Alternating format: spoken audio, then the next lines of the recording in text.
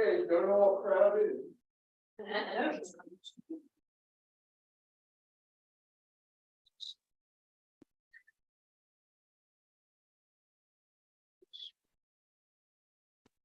Everyone ready?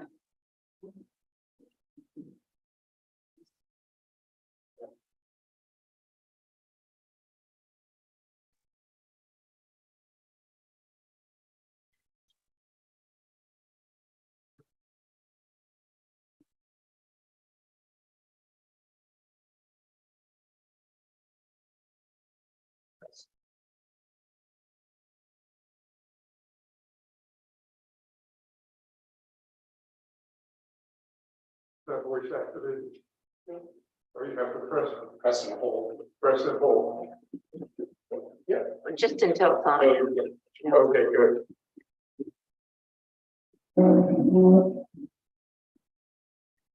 Okay. Call to order the regular public session of the Mountain View Southwest Union High School District for Monday, January 9th. Ladies and gentlemen, please rise and join me in a salute to the flag and the pledge of allegiance. I pledge allegiance to the flag of the United States of America.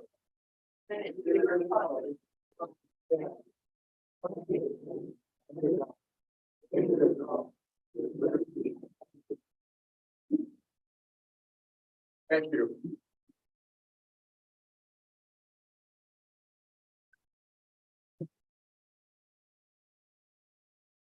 So let the record show that all 5 elected board members are here. Our student board members are not with us tonight.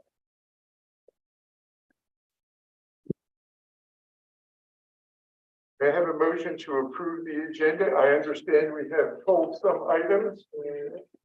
So I move that we approve the agenda as noted on the hard copy we have here. Yes.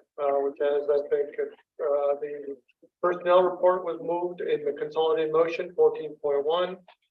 And 16.3 was also pulled, the English learner graduation requirements. Right, that's how I read it also, Sanjay. Seconded. So moved by Sanjay, seconded by Thea. Thank you both. We have no student board members to question tonight, so we can move straight to a vote. Still on vacation? Any further discussion on this?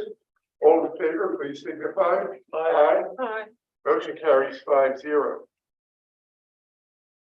There is nothing to report. The board took no action in the closed session, so that is the report. Board member reports.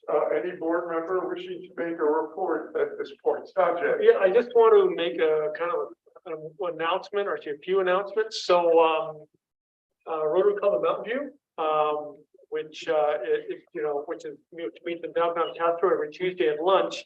And so this is our kind of we have an MVLA month. So Dr. Nellie Meyer is the speaker chair for this month. She's organized the speaker. So tomorrow we're going to be Amber Woodward, right? Our career technical education specialist will be presenting tomorrow. So if anybody's interested in joining, I think that'll be a very good presentation from her. So I look forward to that. And then the following Tuesday on the 17th, we have the CEO of Planned Parenthood, Miramonte, to give us an update of what's going on with Planned Parenthood since the overturning of Roe v. Wade. So that we're expecting a lot of people, and that should be a very interesting presentation. So I look forward to that. I've been trying to get her since the hearing, so or since the overturning of the what do you call it, the law. Basically, so I'm very excited about having her presentation next week, and then the week after that, our Julie Vo will be presenting about on the adult education school that we have here in Mountain View. So that's on the 24th, on January 24th. So thank you for coming to present. So just wanted to let everyone give an update, give everybody an update on that. Well, thank you, Sanjay. You put together a really exciting program. Yeah, well, thanks to Dr. Meyer here. Very, very good. And the Planned Parenthood speaker, boy, that's a real catch. It will be, yeah, I think so. We look forward to that. Yeah. Very good, very good. Any other board members having a report to make?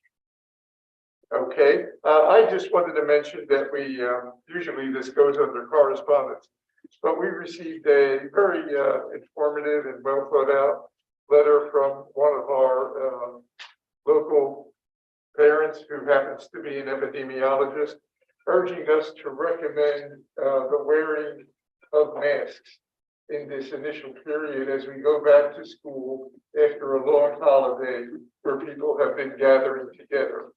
And I thought that this idea really has merit.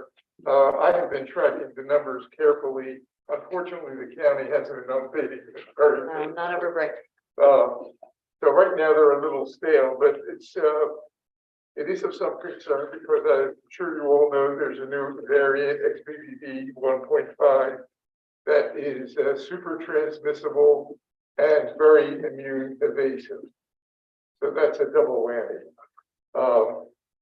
And I think at least wearing a mask is a good recommendation to make. And Dr. Meyer, I assume you're going to address this some more in your report later this evening. I can just give you some brief information as we move forward and come back. Okay, And that's just the great. general precautionary things. And I know that there is a requirement that's for all students coming back from break need to provide a negative test. Well, actually, it's a The recommendation. recommendation, not a requirement. it's a And we were recommendation.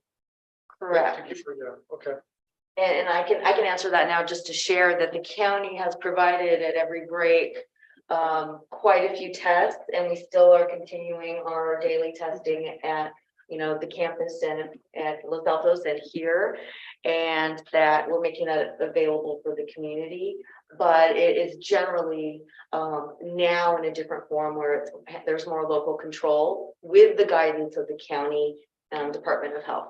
Will we be logging the information about how many kids brought a negative test result? I'm not certain about that. They've really asked us to kind of step away from the healthcare portion, and we were doing a lot of the tracking, and that now goes over to the health department. So it's an honor code though for kids coming tomorrow. that Correct. They tested negative. Correct. We're recommending that they get tested. We're making it available. It is recommended, but not required. And Dr. Meyer, there's stacks of tests right out on the counter there. Correct. All the campuses have some. So if a student comes and they didn't test, but they're kind of wondering, they could go ahead and test right then and there.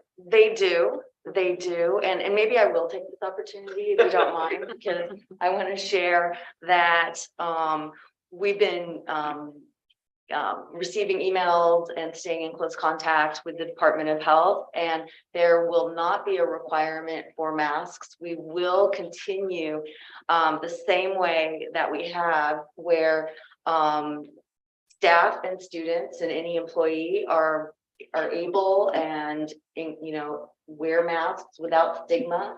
I've seen it in action in our campuses, and you can see that some students are and some students are not, and some are doing it inside and maybe not outside. And so with the flu combined with kind of the next variant and looking at everyone's individual situation, that will be a choice that the families and students will be able to make.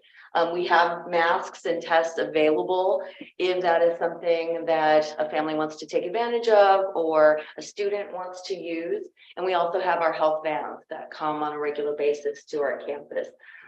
So we will be continuing in the vein of every other district within the county of Santa Clara who is following that guideline, that it is something that a student may choose to do. And certainly what I've seen on our campuses is that they are greatly respected for their choice either way. Dr. Meyer, so given the cold, and it's a cold and flu and also RSV, Right. do the bathrooms have the correct procedure for hand washing?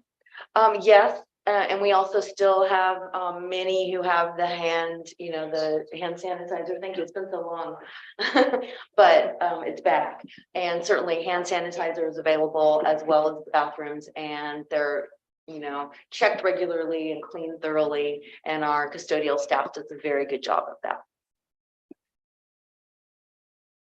So thank you for that question. Okay, well, thank I you, know it's Dr. Meyer. I also want to point out that the correspondent wrote about something called the Corsi-Rosenthal box, which is a very clever, basically use of a fan and a couple of filters to make a HEPA filter that is very efficient at a very, very low cost. So I asked Mike whether we have already covered this space, and he said, yes, we have, by making MERV 13 filtration standard in all of our classrooms, all of our current classrooms. So Mike, is that right? Yep. Yes, that is correct. And as you know, was the standard implemented during COVID, remains to be the standard for all the filters we switch out on a regular basis with our HVAC units. Great. And classrooms continue to have access to all the available safeguards and measures and equipment we had, you know, when we first returned to school some time ago, prior school year. And if that's been misplaced or moved out, it can always be moved back, including fans and air monitors, sensors, and things like that. So, Right, I think we did most of this stuff when we were in lockdown. And it's a good time to do things because people are come for the first Yep. one. So we got a lot done, and I think it's paying off now as we see the pandemic that never ends, yes. continuing to plague it. So, good, you might want to consider putting on the web a recommendation that for the next couple of weeks, at least, people wear masks if they are up to it. Well, we're definitely going to just also continue with the support of those who wish to wear masks. Some have worn masks throughout and have continued. And some feel it's very difficult for other reasons. So we are definitely honoring each individual. Right, but right now, But they're there are people who could go either way, and maybe for the time being, they go with masks. And as things become more obvious to see which direction the pandemic is going, And that requirement could be relaxed, that recommendation could be relaxed. And we can also share information too on the Right, current status. right. Okay. So it's great, we have an exceptional population here in the district. We get all sorts of interesting emails full of information. Okay, so we'll move on from reports and no student board member reports tonight. So we'll move directly into the superintendent's report, or the rest of it, I should say. All right, yes, well, thank you. And this is very brief since we are returning, but some wonderful things were occurring over the break and right before break as well. So to share, our students have continued with the activities that really bring wellness to them and their cohorts and communities. So here you can see our dancers here, and they also had an evening routine at Mountain View High. And Happy New Year, everyone! And this was where I was going to speak to, you know, the season of coming back and starting over, but also continuing safe practices. Wanted to also share, as we're setting up our schedules and calendars for the rest of this semester, continuing to focus on academic excellence, equity, and engagement at all levels. So some of the things right prior to break, you can see here, both Los Altos and Mountain View High had really supplied the holiday trees for the entire community, and it was a great benefit to our school programs. And they also had spirit activities prior to finals, and we had a very spirited staff that became engaged, that were engaged, as well as students who planned most of the events. Also arts over the holidays. You can see here the choir at Los Altos, and I have the good fortune every time I enter, I come in the back way to Los Altos and I walk by the choir room and just insert myself. And I don't sing with them yet, but they're just doing a great job. And it was wonderful to be able to have the performances over the break. Another thing to be proud about, to share, Alta Vista, they participated in a tournament of their own for football playoffs. And I just have to comment and highlight that we're seeing wonderful engagement of the students at Alta Vista, participating in activities that are new and really becoming engaged in a way that has a more comprehensive feel to some of the activities. That is just really wonderful to see. I think they're very proud as well, and you can see that. So, can you talk a little more about that? What, I've never heard this before. So one great way to engage students, of course, is sport. And sometimes that's a huge loss for students when they realize they need an alternative setting. And so we have two different leagues that we work with in doing that help build. Right? So Lonnie Stevens, the phenomenal special education teacher, and also PE teacher. So one of our PE classes is in sports. So sports, depending on what sport we have a volleyball league, and we just completed football. We won the championship, and we're moving into basketball. And it also gives a way to have field trips because we're away game. And So, students is live it for one certain league? things. Sorry, is it its own league with other schools? Yes. Yes. So for basketball, for example, we might even be involved in two leagues, so it'll be 8 different games to get that, and so it'll be with continuation, community, and some of our programs like our farm school, so the students that are doing all. So it's all alternative schools. And is this the first time we're participating? Not the first time we're participating, but we're involving parents will come to the way at some games now. And we're just trying to, if we're doing banners now for the championships and doing more. That's great. And it's expanded, I think it's fair to say, very much so. And Oh, yeah. yeah, it was very small and it was primarily basketball. So it's great to see the expansion. So That's great, Suzanne. healthy body, healthy mind.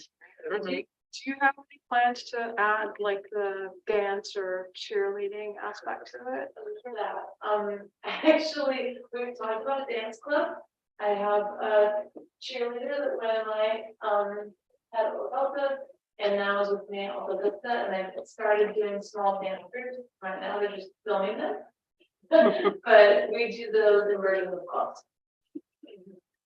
Wonderful. Well, thank you. And we're very proud of it. It's on our highlight reel. Right, we look forward to hearing about your defeating Archbishop Minnie. And Wilcox, and yeah, all of, yeah, exactly. They left out.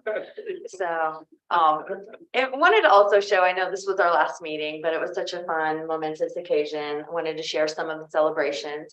On the right, we have our annual, toys for students that we do through our mentor program and our Avid program at Mountain View High. You can see here a very biased assistant principal and a coach, the McGurks, and they have their 350 wins for Coach McGurk. So they were celebrating that as well.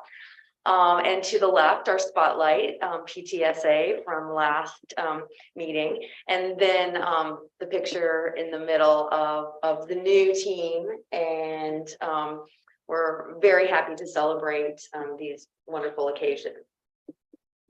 And then just to share, the family partnership is growing and expanding. So we are continuing to take applications for those who would like to participate. This is a meeting that we have where we have 2 board representatives, but it is also one where others who are interested and want to come and listen certainly are welcome to do so. It's topical, it involves staff and others. And you can see some of the pictures you may have seen before, but please, if you know of anyone who's interested, please pass this information along. So sorry, as a new board member, what's involved in the application? Oh, it's about a 1-page application that just asks, back to back, and it just asks about your interest, your association with the district, and any possible qualifications that may add benefit to the group. Yes.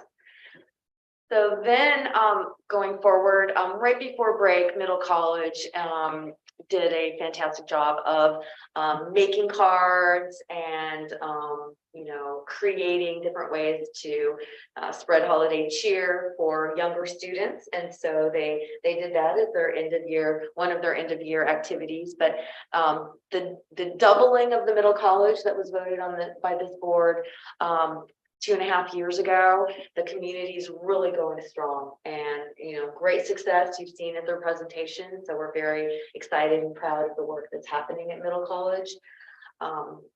And then also we have some upcoming other events. We are going to have a panel on the left. You can see it's called Let's Get Real, about teacher retention. And I know this is a subject that the board spends a lot of time discussing and cares about. And we'll have Linda Darling-Hammond will be the keynote speaker, and Jose Manzo from Oak Grove and myself were practitionary, or I call it color commentary. And then we'll also have an MTSS specialist and others speaking about really what post-pandemic, what does it look like, what is different. And then on the right, you can see our next speaker series will be Tuesday, January 31st. It says, oh no, excuse me, I'm reading the wrong one. It's January 19th. And this will be on body image and how to raise body positive teens. And we know that all of our students are impacted by this. So it's a really important topic. And so that will be at Los Altos High Eagle Theater on the 19th with Wendy Sterling, and she has a panel. And then also wanted to share that in the Board of Trustees, you are aware of this, but we will be having our governance retreat, and the location will be determined, but that will be on January 31st on Tuesday. And it's part of an annual process that we have where we calibrate and we discuss governance issues, and very much look forward to meeting with all of you and participating in that. And it will be facilitated. And then that concludes my superintendent report. Thank you. Thank you very much, Nellie. Any questions, further questions for Nellie on the report? Okay, thank you. We're at the point in the meeting where district organizations may address the board, but I don't see any representatives here tonight, so I don't think that'll be happening. Public comment. Is there any comment from the public on items not on the agenda? Don't see any, so we'll move on to the consolidated motion. Consolidated motion now consists of 8 items, 14.1 having been pulled like that. May I have a motion to approve or to pull some items? Motion. You want me to read them all? Thank you. I second. Okay, it's been moved in second that we approve the items 14.2 through 14.9. Any discussion? All in favor, indicate by raising your hands and saying aye. Aye. Aye, motion carries 5-0. Business action items. We're going to have a presentation from food services. Yummy. Get samples? Yes, unfortunately, no. But you're welcome to come sample the cuisine any day. The students are there, and even help if you're so inclined. So, yeah, thank you, Dr. Meyer. Do you need the clicker? You can pass that back to us, and I'll give it. As I do a quick introduction, I'm going to invite Brian Barnhart to the podium, and I'll give you that. Brian, yes, it's on now. Anyway, thank you for this chance to present an update on food service program. It's been probably several years since we did a presentation at a board meeting on this. Brian Barnhart is our food service coordinator. He comes to us from Charlie's Cafe at Google, formerly from before joining MVLA. If you recall, we went for much of the second part of last school year without a food service coordinator. So it was great to get that role filled, and to get it with somebody such as Brian, who comes from outside industry practice, and bring that expertise and overlay that with a lot of the wonderful opportunities we have at schools to meet all the compliance and criteria items, which he will share more about. So we're taking this opportunity mid-year just to share how things are going, what new things Brian's introduced with his leadership, And of course, time for questions, should you have them at the end. So with that, I'm going to turn over to Brian and let him move forward. I think the microphone's on, Brian, in front of you. Is there a blue light? There's a Then blue light. we're good. So you're free to go. Very nice. Thank you, Mike. Hello, everybody. My name, as Mike said, my name is Brian Barnhart. I'm the food service coordinator for the district. So good to be here to chat with you today about our food service program. So our MVLA food program. So we operate a child nutrition program for Mountain View High School, Los Altos High School, Alta Vista High School, and we also provide meals for the adult transition program that's based off of Castro Street at the Masonic Lodge currently. And those are, so currently the Mountain View site basically does the food for Alta Vista and for the adult transition program, and of course Mountain View High School, and then Los Altos is Los Altos, just, you know, as far as details on operations as far as those things go. Total between the two main kitchens and Alta Vista, we have a team of 14 people that serve approximately 2,750 meals a day currently. We've been pushing towards more green practices and products, and while also trying to grow with the California Universal Meals that have come to us. And then, of course, trying to stay agile and provide this service and a high quality product for students during supply shortages and all these other fun things that have been happening during the, well, kind of, I wouldn't say post pandemic. I think we're still very much in it, but you kind of know what I mean there. Yes, a couple pictures here. That's the Los Altos cafeteria here, and those are some of our employees over there. Oh, there it is. It kept me hanging for just a second. So this is a sales comparison from October 2019, which is of course pre-pandemic, to October 2022. Figured October to October is a fair comparison.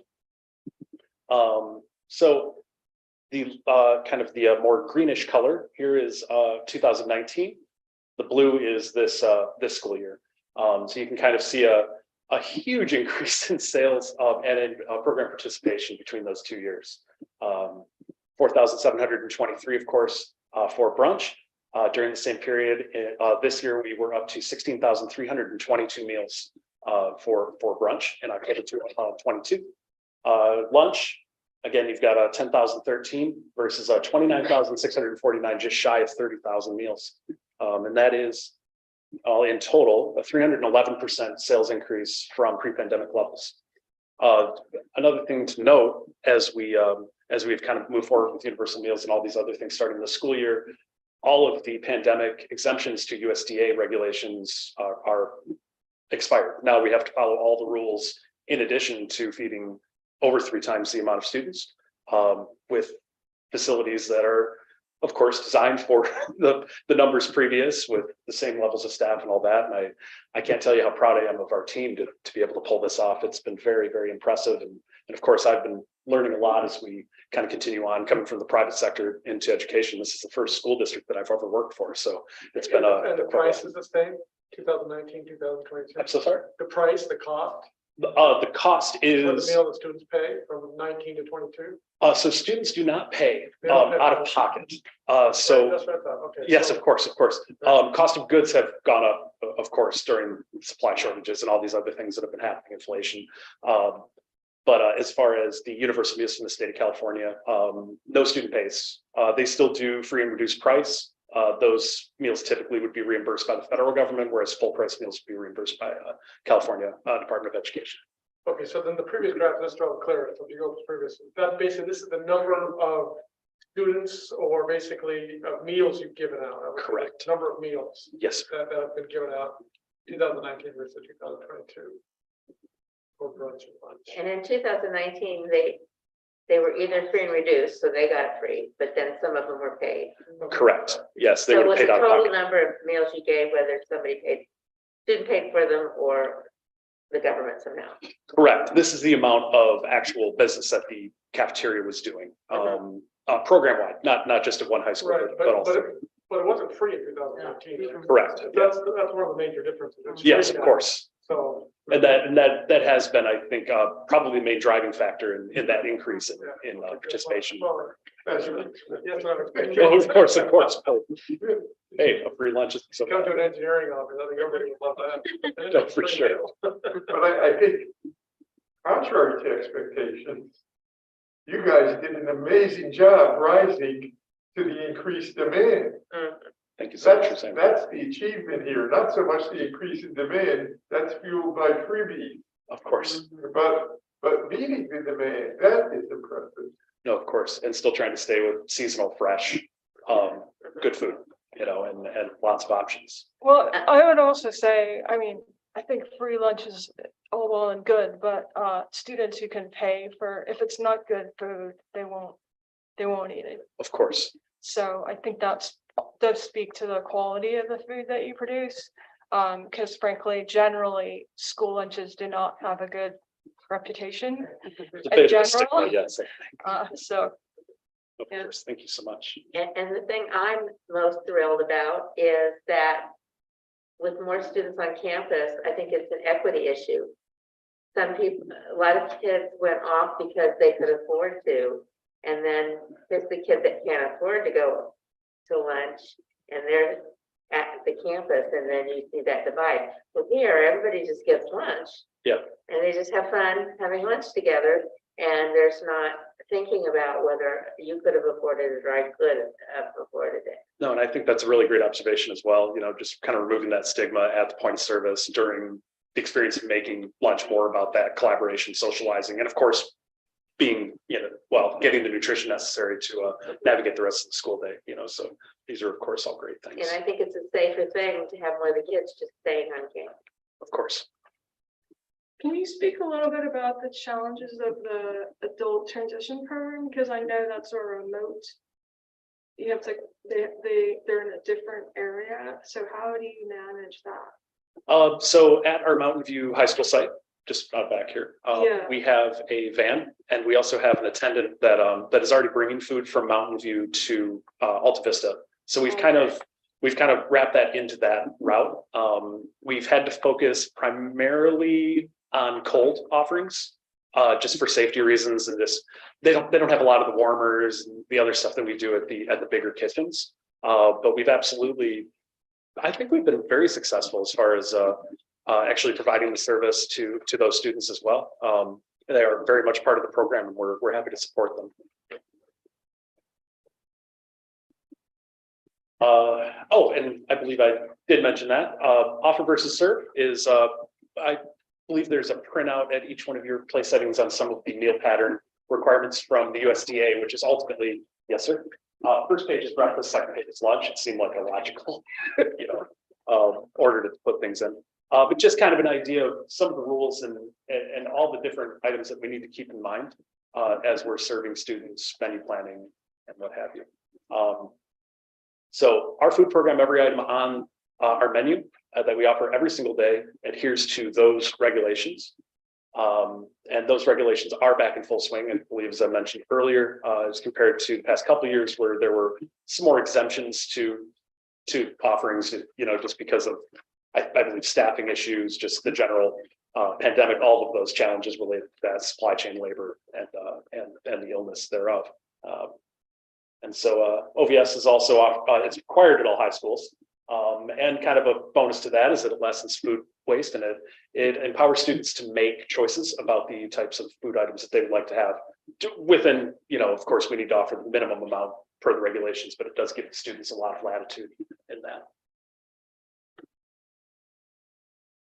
And then this is just kind of a, so for breakfast, sort of the kind of an example of some items that we can offer.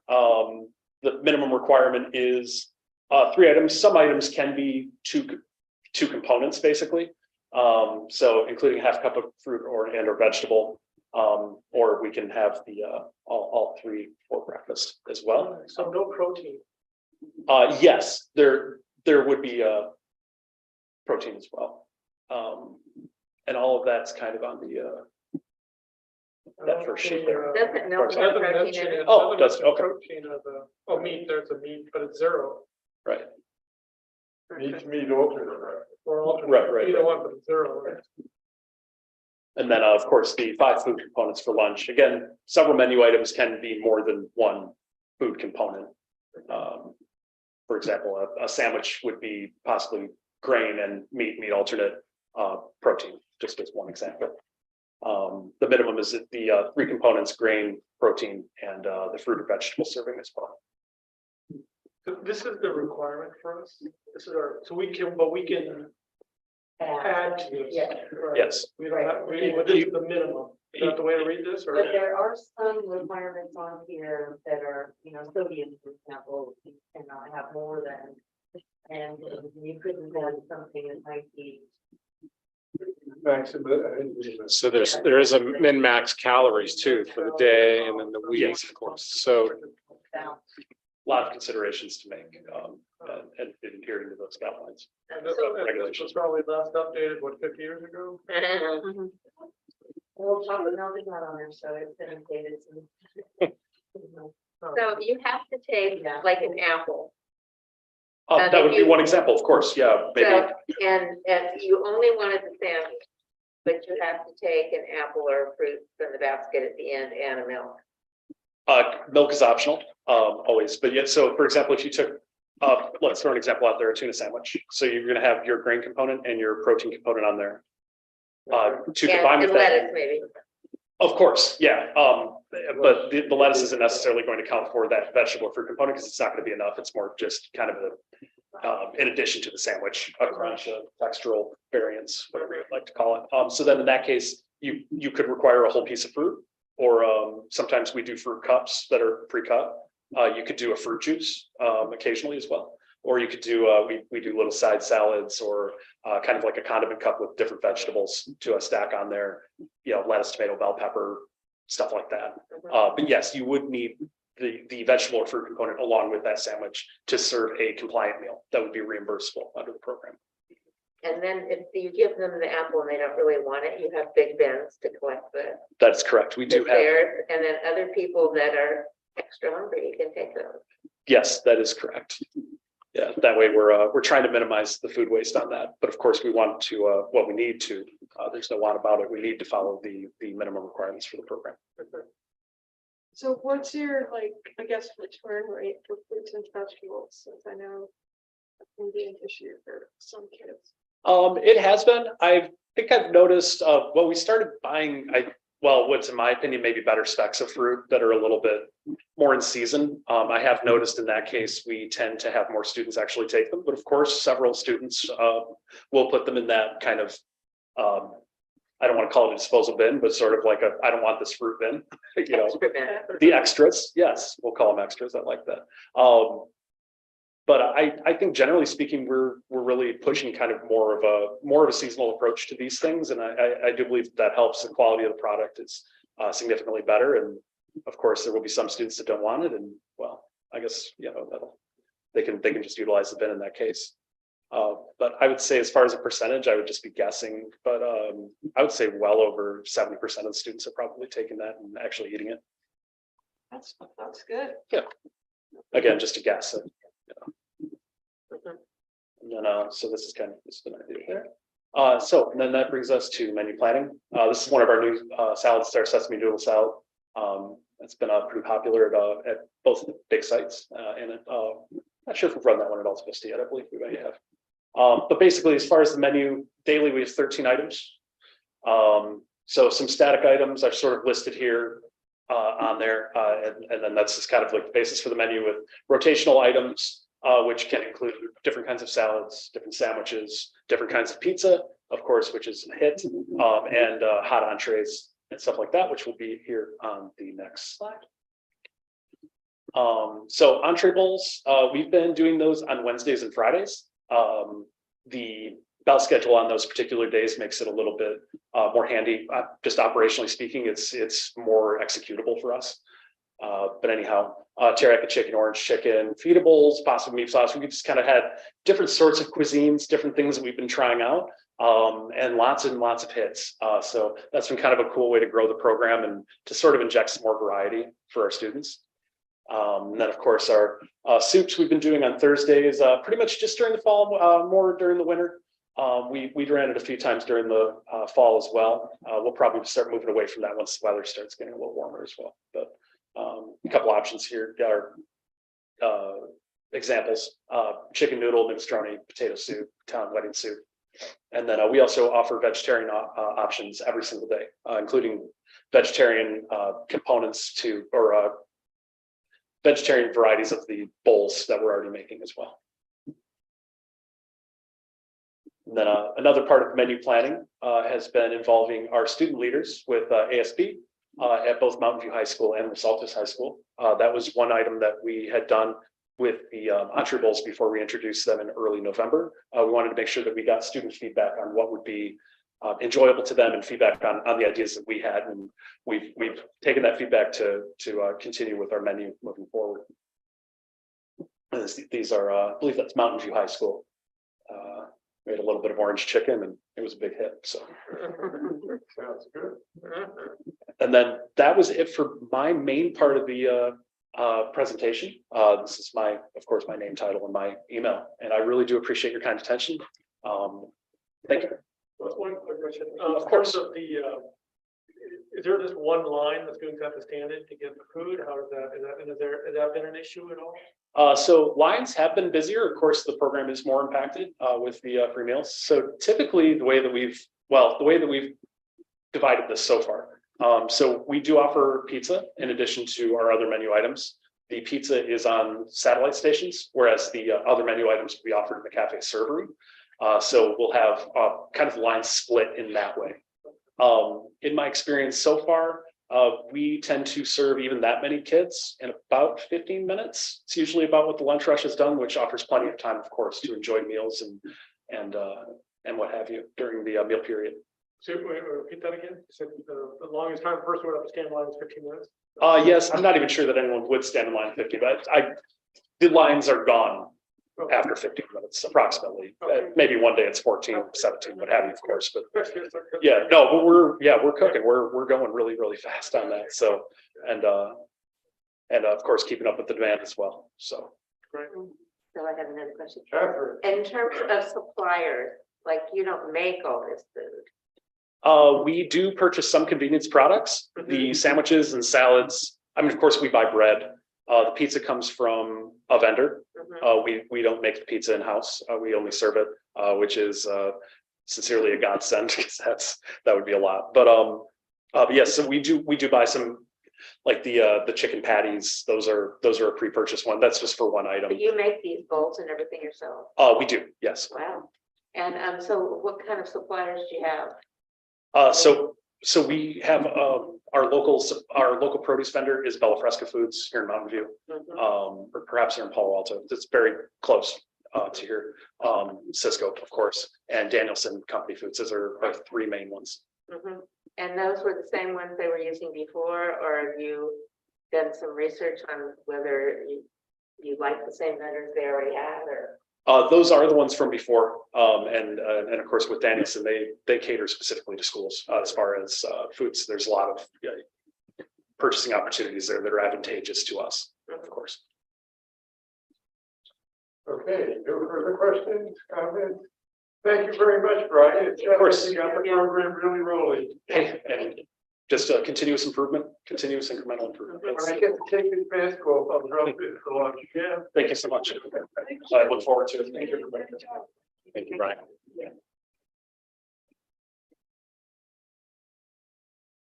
Okay, next up, I believe we have graduation requirement proposed changes. Ellie? Yes, I would just like to first of all say that there's a reason Terry is here on Zoom. She is under orders to not leave home. She lives in a flood zone in Santa Cruz and very much wish to be here. And so we're happy that our flexibility in our teleconferencing is allowing this to happen. And so with that, a lot of great work has been done in looking and analyzing our current graduation requirements as we add new courses. And so I'd like to introduce our Assistant Superintendent of Ed Services, Terry Fott, who will bring this informational item forward. Thank you for the introduction, Dr. Moyer, and can everybody hear me okay? Yes. Okay, thank you. And I'm just going to minimize this. All right. Well, thank you very much. Good evening, trustees. As Dr. Meyer noted, I am here to share with you some information about graduation requirements. Primarily, our conversation today will be just a quick review of our current graduation requirements as just a reminder, and then fold in where ethnic studies falls with the graduation requirements moving forward for our students who would be required to take that class via AB 101. Some of the challenges that this has brought forward with how we're going to place this into our graduation requirements and where we're currently at in looking at an updated graduation requirement that includes ethnic studies. So with that, we'll go ahead and get started. And this includes the review of our current graduation requirement. 220 credits are required for a student to graduate from Mountain View Los Altos High School District. Starting at the top, 35 of those credits comes from social studies. The global studies, 5 credits, that's a MVLA requirement, not a state requirement. And it was over a decade ago that we incorporated this requirement into our graduation requirements to support at the time, the STAR testing that was required by all students, and global studies, world studies test was given the sophomore year. And so we added that in to support the students in their preparation. 40 credits are required for English, or 4 years. State requirement is 30. 20 credits for math, 20 credits for science. That's also aligned with the state. 20 credits for a world language or visual performing arts. 10 is by the state. 20 credits or 2 years of PE. That's the same as the state. 5 credits for health education. That is an MVLA requirement, not state requirement. And 60 credits of various electives selected.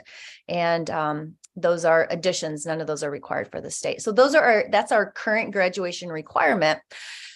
Last year, we had a lot of thoughtful conversations around ethnic studies and how we were going to incorporate this into our students' opportunities to learn about ethnic studies. We decided and approved at the end of last year for this year to run a full year ethnic studies course under the social studies purview. And I want to thank our teachers at both Mountain View Los Altos High School for doing a strong job kicking this off this year. So with these 10 additional ethnic studies graduation credits and wanting to stay with a 220 credit max for students or the requirement for students to graduate, the following are some of the changes and challenges that have come up with this course. One, these 10 graduation credits, if you look at to the right, our current graduation requirements, there's really no even change that we could just swap the 10 elective or 10 ethnic studies credits for something that's already on our graduation requirements. Another piece is that we have the desire to have a year-long ethnic studies class. AB 101 requires at minimum a semester and supports a year long. And through our conversations and looking at curriculum and what could be covered within 4.5 months versus the full year, we felt that a full year ethnic studies class really gives the genuine study and conversations and focus of this class for our students. We do have a desire to want to teach this freshman year. Again, looking at the benefits that ethnic studies brings our students with belonging, engagement, learning about their peers and themselves, seeing themselves more in their curriculum.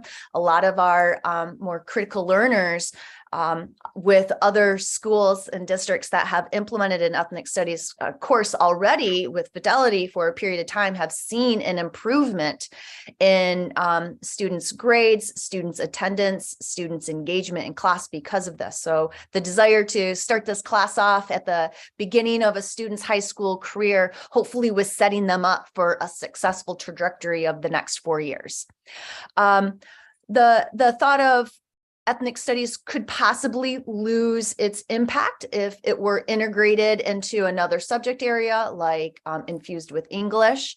We did work through the leadership of Dr. Meyer advocacy with our state and was working to request that the state allows districts to be able to determine which social studies classes could be used to meet this 3-year graduation requirement. Currently, they require world studies, US history, and civics econ. And adding ethnic studies to that, allowing districts to choose out of those 4 which 3 they're going to require, and that is still a work in progress. Lastly, we talked about keeping graduation credits to 220 classes or 220 credits, and also making sure that we're taking a look at all students' needs and challenges with this, and those might be our students of our newcomers or our foster youth as an example. And so bringing those to the table and having a lot of thoughtful conversations with cabinet and executive cabinet and our teachers, here's some of the options and proposals that we've discussed. The current one, which I labeled current proposal, is our most recent place where we're really feeling some confidence behind this. One is remove the 5 credits of global studies. As I noted a little bit earlier, this was added into the graduation requirements because of the STAR testing that gave the global studies, world studies test during a student's sophomore year. Now that test is no longer given to our students, it gives us a little bit of flexibility to work with those 5 extra global studies credits. Remove the 5 elective credits. And so we'd go from 60 to 55. And then add a category called ethnic studies, which would be a social studies history elective credit. And that would then keep us at 220 credits. So some small changes there, but again, really trying to support some of the conversations last year of where our priorities or values were and how can we fold this into our graduation requirements. Some other options that we discussed was having ethnic studies being a semester class. And so a student would take a semester of ethnic studies with a semester of health. That is currently what our students do. And so that would just replace that 5 global studies credits and just be an even swap. Again, one of the concerns is a semester of ethnic studies, a decent enough time to allow for that rich engagement with the curriculum. As we took a look at it last year, we felt some concerns with that, but this is an option that we put on the table. Integrate ethnic studies into an English class. A few districts have or are doing this. It is an upper level English class. So it's a junior level or a senior level English class where they've already built those foundational English literacy, writing, survey skills in. And so doing it that way, we take away that component of offering it to freshmen and, hitting the ground running and building those core values of ethnicity, diversity, identity their freshman year. That would also change our current English classes as a junior, senior. Integrate it into a US history class. And again, the ethnic studies and US history do have some commonalities. Again, this pushes it to a junior year, and that would do some big changes to the current US history curriculum. We took a look at perhaps the challenge of having this 5-credit health education 5-credit health education course, and some of the classes of how are we pairing this with something else to make a year-long class. Well, we took a look at, first of all, increasing a variety of options of taking this class. So students could take it during the summer as an in-seat class. They could take it during the summer as an online class. They could take it during their freshman year, sophomore year, just trying to create more flexibility for when they could take this class. We had conversations about what would it look like to eliminate this class. There are requirements of sex ed and mental health and now also, well, in a couple years or a year or so coming in identity as well. So we would have to find places, classes and teachers to be trained to teach those specific components. Again, with that class, with the conversation of eliminate that class, it did bring up some concerns of the authentic learning and time and place and building those relationships to be able to have vulnerable conversations on such really important topics. So we also brought to the table an option of, well, perhaps we require a full year of health and social emotional learning, or health and positive psychology, or health and a CTE exploration class, something that gets paired together, so that fills up a full year. That would drop our electives to 50. And it's then adding one more specific requirement to a student. So again, with every idea, there were also counter arguments of here are some challenges or concerns that come with that. If we did that last bullet, how would we fit this in? We could potentially require 7 classes or 7 classes, a 7-class schedule for freshmen. And with that, they could fit all of this in and then have abundance of electives to choose from their sophomore through senior year. But again, the concern of 7 classes a freshman year. And as Dr. Meyer pointed out multiple times, in the lens of wellness, we, as much as we're trying to bring in that health piece and support that, maybe adding that 7th class their freshman year isn't the way to go about. So you could see that we had a lot of thoughtful conversations. I'm sure this is not an exhaustive list. There's probably ideas out there that haven't been considered. And part of bringing this to you all this evening is, 1, just for an update in an informational session, 2, to continue to seek feedback and hear from you, as well as then continue to discuss this with our educational partners, and to be able to then finally bring it back to you all, our board, for a final recommendation for our graduation requirements. And I want to just remind us that this graduation requirement would start with the incoming freshmen, and our sophomores, juniors, and seniors would use the older version of our graduation requirements. And this new graduation requirement then would, for the 24-25 would be for freshmen, sophomores, and then 25-26 freshmen, sophomores, juniors, so on and so forth, until everybody has eventually worked themselves into that new graduation requirement and needing to take that ethnic studies requirement as well. So with that information, yes, I'm going to pause and go ahead and open this up. I have a question. Thank you, Terry. I'm sure there are some questions and comments. Go ahead, Sanjay. So on the bullet you mentioned about integrating ethnic studies and English and or the U.S. history class, would that be allowed according with the requirement of ethnic studies for a semester? They would allow that? Yeah, so one of the stipulations with AB 101 is it has to be the primary core content. And so if it was put in so a few districts are also integrating this into an art class, and it's studying ethnic studies through art, and that's paintings and theater and music and 3D, and that's how they're taking supporting their ethnic studies class. A few are doing it through the upper level English classes, and it's by reading specific novels that somewhat follows the model curriculum to an extent, and that's how they're integrating their ethnic studies. I haven't seen any use it for a U.S. history class, but looking at the model curriculum, it does work more strong with U.S. history than world history at this point. Okay, thank you. So it is allowed as long as it is the core content of the class. But Terry, that's only true for the required semester, right? You could have another course called Ethnic Studies, which is a combination of subjects in which it might be questionable what is the primary core. Correct. Yes, we could go right down to that detail. It is required that it is a semester class.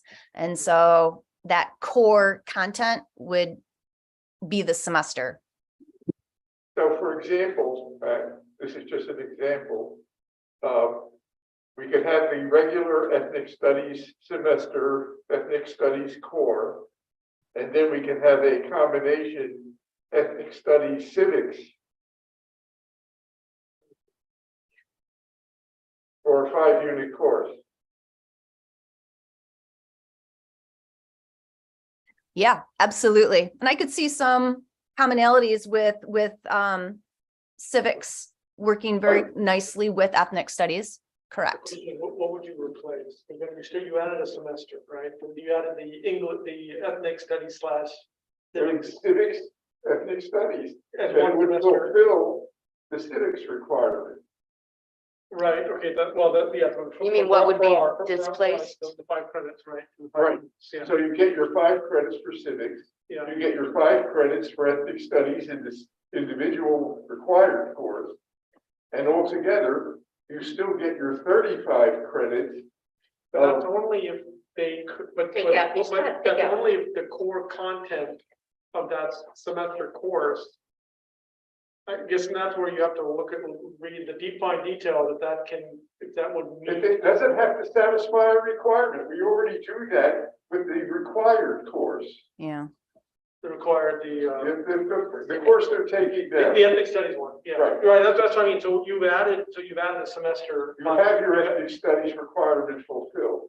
Right, And the civics slash ethnic study sure, enriches both the civics and the ethnic study. right, but then you've added 220, then within the total credits would be 225. It comes down to 35 credits. No, No, because you added- civics is paired with econ, right?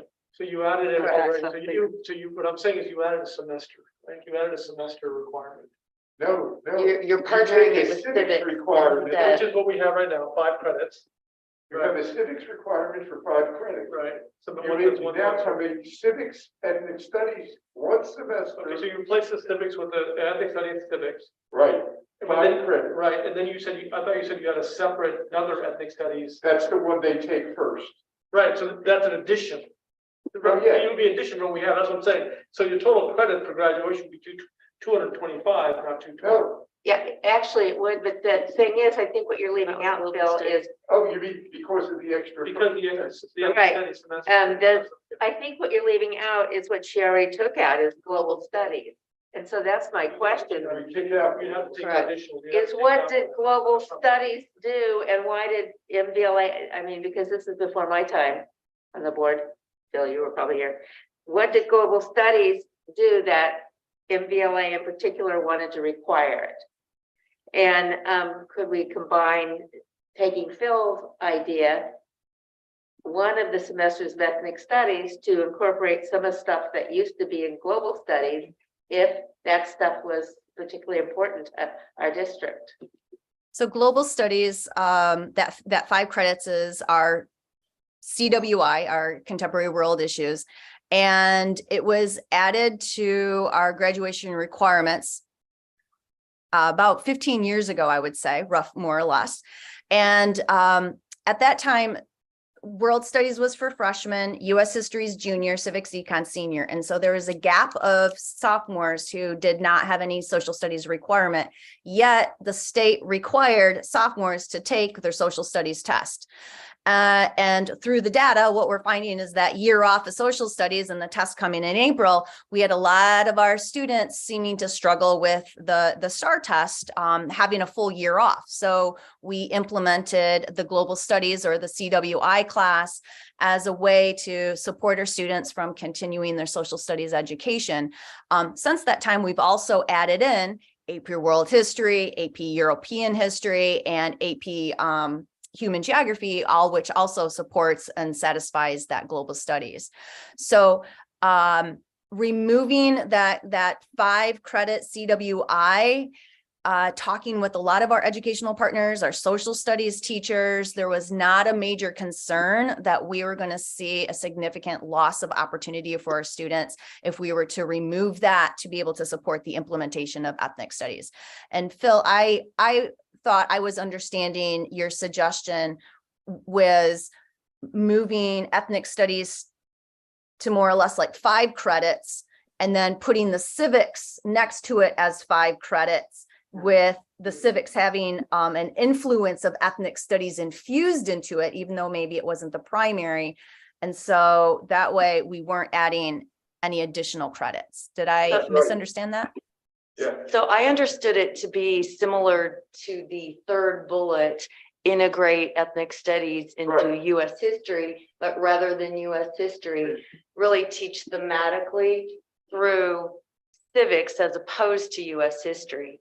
Civics has more current, Right. modern standards, history standards, as opposed to US, which had Civil War to Right. present. So they really, it's more of a mismatch. And- That's how I heard it.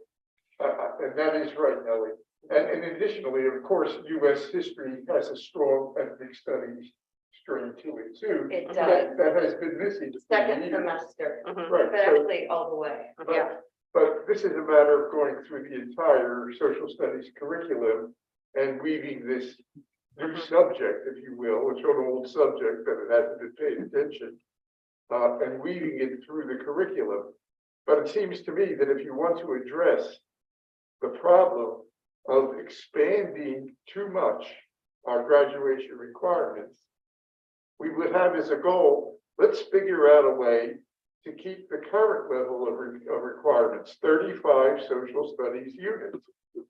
Now, you can do that, as you pointed out, Terry, in a variety of ways. I think in all of that variety, with all of the subjects and themes that are available in history and social science, there should be a way to fit a lot of ethnic studies into one of those other areas. So I'm hoping that's what this will evolve into. Well, I have to disagree with you, Understood. Bill, because I would really rather see a elective requirement go away. I mean, because we're still going to end up with 220. It's just that we're going to have a little bit more social studies and a little bit more, if you will, flexibility to take whatever you want. Well, it would be the same requirement for social studies, 35 units. I would rather see the extra 5 and then also global studies. The contemporary world issues may be combined with part of ethnic studies. You want to have more than 40 units? No, I mean, take some things that you wanted still out of, instead of just eliminating global studies, maybe there's some way to integrate some of this stuff that. Well, Terry has Curriculum already covered. pointed out that global studies was an ad hoc course. Yeah. It really had no thematic unity in the curriculum. It was just to make kids ready for a test. That we no longer are It required no longer to take. exists. Yeah. It has outlived its usefulness. So Terry, so we've been piloting the ethnic studies program this year, and it was piloted for 9th graders, right? Correct.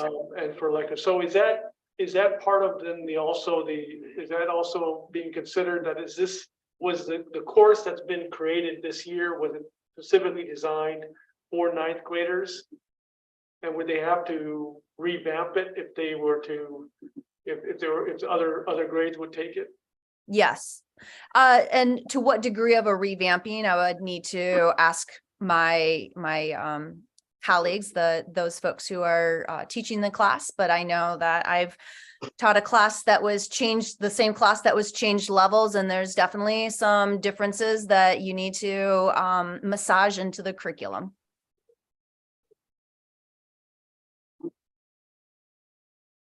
I just have a comment. First of all, one of the reasons we listed this to show you is just because we wanted you to participate in how difficult and complex this question is. And and many people who are quiet in this room have contributed to making this list, putting down this information, and really knowing that every move one way is a bump and it has a ripple effect in another direction. One of the underlying goals that Terry mentioned is that we want to continue to give due diligence to ethnic studies in a year-long course. It's very hard when our students have so many things that were intentionally placed and created for them, to let go of some of them. And I just personally want to state, I do agree with the idea that global studies is kind of a vestige of a past problem that we no longer have.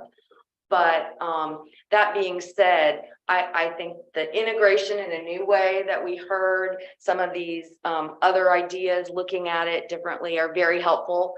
And looking to see how we can have perhaps those 3 solid years of social science without greatly impacting some of our other things that we have. Our AVID courses, our CTE courses, these electives are so valuable, our AP coursework. So it really is kind of like the food service chart, right? Where you're trying to make all of the meals with all of these different pieces. But are there any comments perhaps on some of the other bullets? The looking at health and wellness, or is that perhaps just we should look to see how we can integrate it? That seems to be the most common theme I'm hearing, integrated into social science. I'll just say the eliminating of the health class. I know that it's very popular and students like it. The feedback I get is that it's relatively, they learn a lot, they enjoy that class, whether they take it online or live classroom. So that would be, that's what I've heard. That's, I mean, it's anecdotal, but it's so eliminating the health class.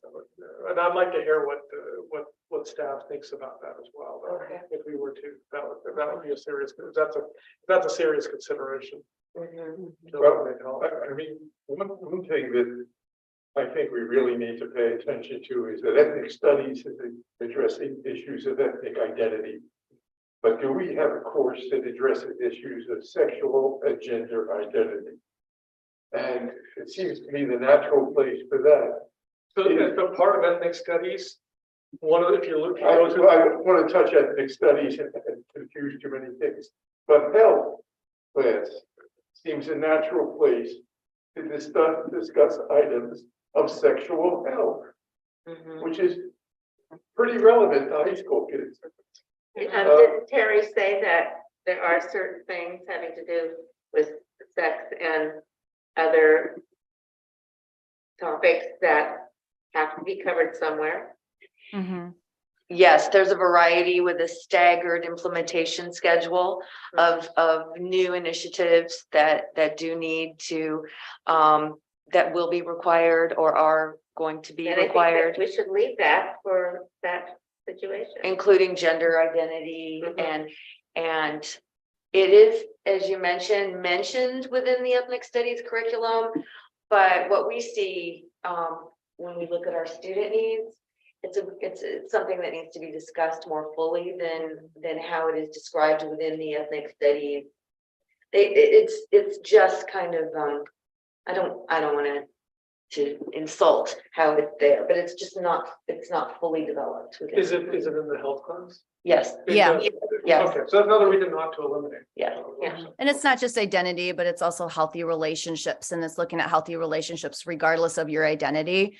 And it is soon to become a state mandate as well. And so, if we were to eliminate health class, we now have 3 state mandates that we would have to figure out how we're supporting that education. And so that health class is also kind of a helpful catch-all of these health related state mandates that are required of high school students. and it teaches first aid and CPR and things like that I have an interest in. It does. Most people knowing. It does. I'd like to point out my bullet, which is increase current options for health. There are other ways too. We have a lot of students who are taking it online, as you mentioned, but we have looked at, and Terry's thought out summer programs or even other types of different health programs, because students also have difficulty putting health within their schedule. If they're musicians or they're taking multi-level, which they need to, Spanish or French or Japanese courses, it competes because it is that half-year elective. So we're trying to get creative around where we offer that. Could it be a 2-year summer program or something that gets it to them in a way that is not, it's really, we're adding a lot of things and we're really struggling to take things away. And this is a huge problem really, because there are so many new subjects being developed and new ideas being considered. And if they are all turned into requirements, I don't know when kids are going to have any time. And that's why that last bullet there, as Terry mentioned, there are students who love school. They do not have after school activities necessarily. They want 7 periods, but there are also students who have other commitments on top of those 7 periods. So it really troubles me to think that a freshman coming right out of 8th grade is going into this. They're staying up late. They're doing all those things. So I know I'm preaching to the choir on that, but it's exactly to the point of, we have a lot of good things that we want to And give them there are kids who have to work. That's a big deal. and take care of family. I'm wondering, can you just speak a little bit to because I don't think, it sounds like we're mostly sort of behind removing the 5 credits of global studies based off, a previous challenge that maybe is no longer. But I'm wondering what the impact of removing 5 elective credits, what does that translate to? Because I think that's one of the big considerations here. Harry, could you? Yeah, so removing 5 elective credits keeps us at 220. So that was one of the decisions or suggestions behind removing the 5 elective credits. The challenge with that is now we have 55 elective credits, and we do not have a very diverse offering of semester elective classes. And so we could look at it as an opportunity to be able to explore semester classes, to give students a taste of something without having to commit a full year. And that could be a nice pairing with the health class, which satisfies then the 5 credits health and that 5 credit elective class. Like I said, currently, almost all of our classes are year long. And so we'd really have to take a look at diversifying some more semester options. And can you just name, just so we all kind of are grounded in, what are some things that would fall under electives? What are some of those subjects or offerings? Sure. So first of all, an elective is any class that is above and beyond these classes. So if you had 3 years of math, that 3rd year of math becomes an elective. If you take 3 years of Spanish, that 3rd year of Spanish becomes an elective. If you took 3 years of art, that 3rd year of art becomes an elective. So, part of the electives fills up that way. And then other electives are CTE classes, as an example. That's Culinary, we have culinary. Yeah, which would fall into a CTE class, like our engineering classes, our computer science classes, although we're actually working to be able to take computer science classes and have them be also options of math classes. So there's a lot of overlay with electives, and that most of our electives can fit into one of these graduation required buckets first. And then if it goes above and beyond, it becomes an elective. And with those exceptions of those CTE classes. But I think it's fair to say there aren't a lot of half semesters that just are kind of the old school ones that dangle out on their own. And although you can have A through G with a semester course, they're much more likely to approve a full year. So that's part of it too. ASB, ambassador, sorry, I'm just kind of There you thinking go. through some electives. Those are a few examples of electives as well. Yeah, so I had a question. Could you give me some background on the discussion around the full year of health and social emotional learning? What would be added to health? So we could pair that with a positive psychology class that goes more into that social emotional learning and how to manage your emotions and how to time management and working with others. And so really kind of building that social emotional learning that's very hard for high schools to implement as an integrated approach or a designated approach. As an example. So it really takes the health class, which again does sex ed and identity, gender, healthy relationships, drug and alcohol, peer pressure with social media, et cetera, mental health. You have about 5 or 6 small units that they do a really beautiful job of putting it into a semester. And it's a little bit like ethnic studies, where if you could have a year, you could really expand and deepen on some of these topics. And one of them could be more with that mental health, that social emotional learning, which we're seeing as a rise of concern and increase with our youth. And so this would be able to give time and focus to really support them in learning more about themselves and how to ground themselves to become, more mentally fit, mentally strong, mentally understanding themselves in this world.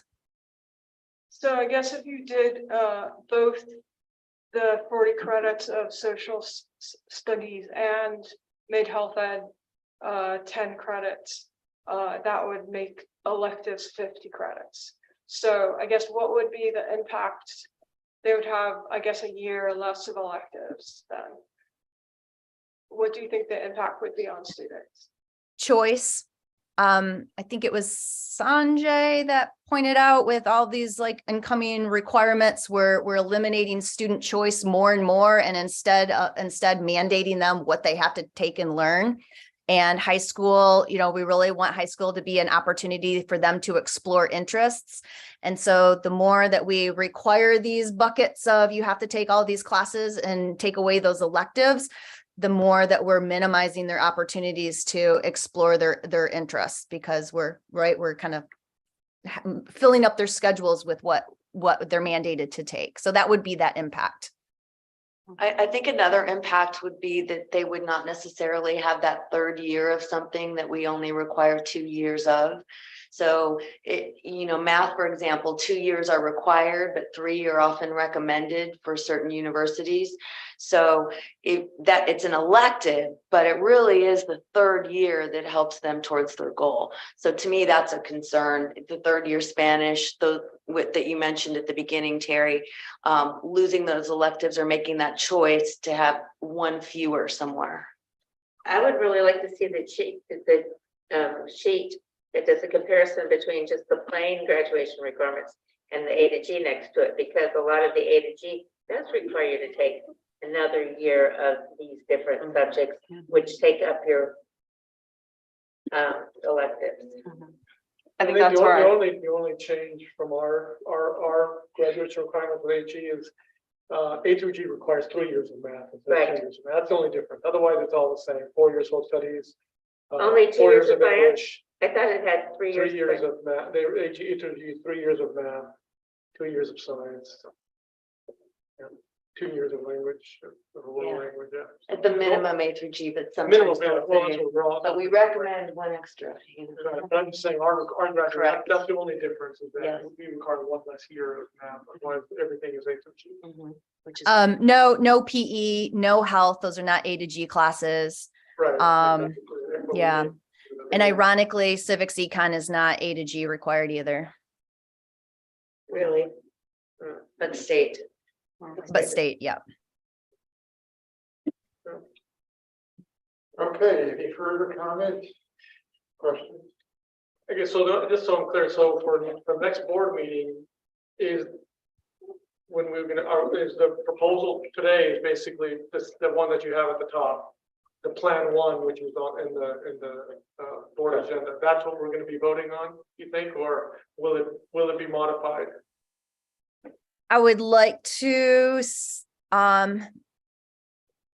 give a little bit of space to be able to go back to the table with all of the questions and the feedback given and work with our educational partners to take a look at, is this what we want to propose, or do we want to take a look at some of these other options that we either have on the table or that some of you brought up today? I think the feedback that and the good questions that were asked, it would be great to be able to unpack this with my team and make sure that we're bringing to you the strongest proposal we could bring. So Sanjay, I don't feel in 100% confidence that this is the proposal. It may be, but I would love to be able to have a little bit of time to talk this through.